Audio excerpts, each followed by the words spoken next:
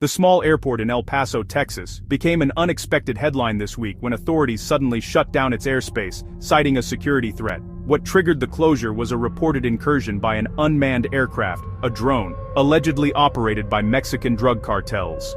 This incident put a spotlight on a growing problem: the increasing use of drones by criminal organizations along the US-Mexico border.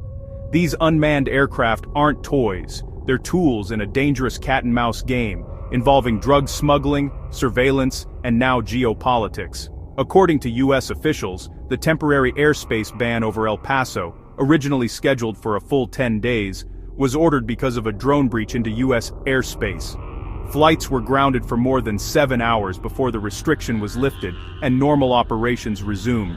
But the explanation wasn't straightforward. Some anonymous government and airline sources later suggested the airspace closure came not from a drone sighting itself, but from concerns about a powerful new counter-drone laser system being tested nearby, a system that could pose a risk to aircraft.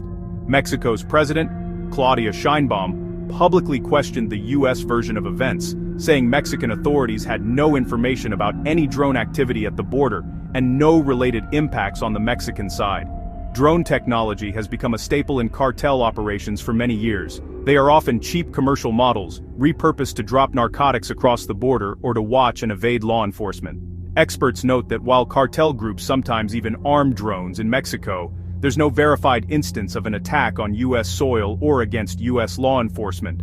The Pentagon reports that there are more than 1,000 drone incursions along the US-Mexico border every month, underlining how widespread the issue has become. For many in the US government, these incidents are more than just smuggling tactics. They are seen as an escalating threat, a potential new front in border security. But for others, including some experts and Mexican officials, there's concern that such events could be used to justify unilateral US military action inside Mexico.